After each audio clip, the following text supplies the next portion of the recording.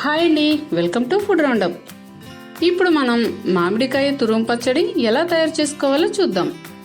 దీనిని అప్పటికప్పుడు 10 నిమిషాలలో తయారు చేసేసుకోవచ్చు. ఈ పచ్చడిని పెళ్లిళ్ళప్పుడు తప్పనిసరిగా చేస్తూ ఉంటారు. ఒకసారి దీనిని రుచి చూస్తే అస్సలు వదిలిపెట్టరు, అంత బాగుంటుంది. ఈ వీడియో చూడడానికి ముందు ఫ్రెండ్స్, ఇంతవరకు మన ఛానల్ ఎవరైనా సబ్స్క్రైబ్ చేసుకోకపోతే వెంటనే సబ్స్క్రైబ్ చేసుకోండి. అలాగే పక్కనున్న బెల్ ఐకాన్ మీద క్లిక్ చేసి ఆల్ ని ఓకే చేయండి. మా చెట్టు చూడండి, మామిడికాయలు ఎంత బాగా కాసాయో. ఇది చిన్న చెట్టు అయినా కానీ కాయలు బాగా కాసింది. ఈ కాయల్లోంచి మనం పచ్చడి కోసం 2 మామిడికాయలు కోసుకుందాం.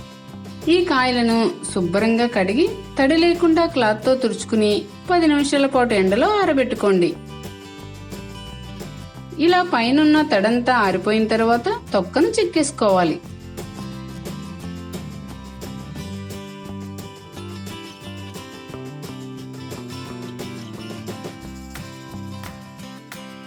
తొక్కను చెక్కేసుకున్న తర్వాత ఈ మామిడికాయలను తురుముకోవాలి.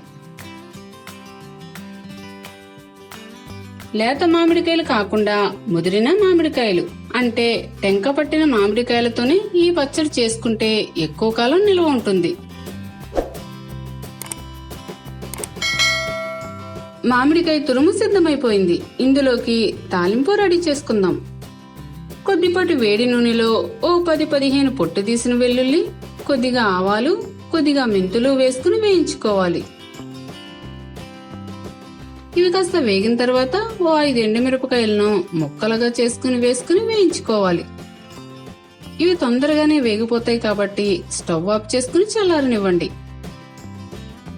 మామిడి తురుమును ఒక మిక్సింగ్ బౌల్లోకి వేసుకుని ఇందులో 1 కప్పు కారం, 1/2 కప్పు ఉప్పు, 1 స్పూన్ ఆవాలు మెంతుల పొడి, చల్లారిన తాలింపు వేసుకుని మొత్తం అన్ని బాగా కలిసేలా కలుపుకోవాలి. 2 స్పూన్ల ఆవాలు, 1 స్పూన్ మెంతులను దోరగా వేయించుకుని తర్వాత మిక్సీ పట్టుకుని ఆవాలు మెంతుల పొడిని ముందే రెడీ చేసి పెట్టుకున్నాము. ఈ పచ్చళ్ళలోకి 100 గ్రాముల కాచి చల్లార్చిన నూనె పోసుకుని మళ్ళీ ఒకసారి కలుపుకోవాలి.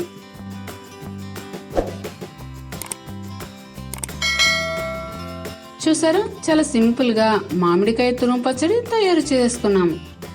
దీనిని వేడివేడి అన్నంలో వేసుకుని కొద్దిగా నెయ్యి కలుపుకుని తింటే చాలా చాలా బాగుంటుంది. అలాగే ఇడ్లీ, దోశ లాంటి టిఫిన్స్ లో కూడా బాగుంటుంది. ఇది దాదాపుగా 3 నెలల పాటు నిల్వ ఉంటుంది.